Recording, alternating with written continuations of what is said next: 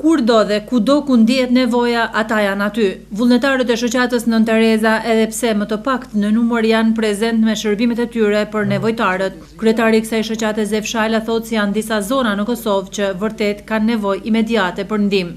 Gjendja humanitare sociale në Kosovë tradicionalisht është më adopt në pjesën e Drnicës, pjesa e Mitrovicës, Voshtrisë, Drenasit, Skënderajit, ka pak tash Lipjanit, Shtimes, Malisheves, besa nuk e kalon keq edhe pjesa Gjakovës kohëve të fundit, viteve të fundit, sepse sidomos pjesa e qytetit e ka ndi peshën e varfërisë. 18% e popullsisë jetojnë në varfëri të skajshme, me 0,94 cent në ditë, 27% jetojnë në varfëri me 1,45 cent.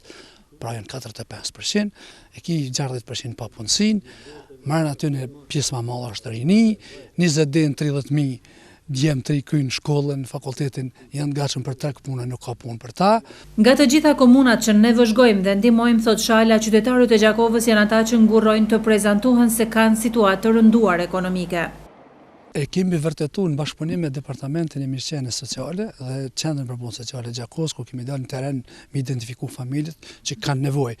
Dhe vërtet e kanë atë krenarinë e vet, pritojnë, ndoshta mundohen me dalë për situatës vet, përndryshe gjendën e kanë shumë tramë. Shifet një demobilizim, një varfëri që ka hinë palës.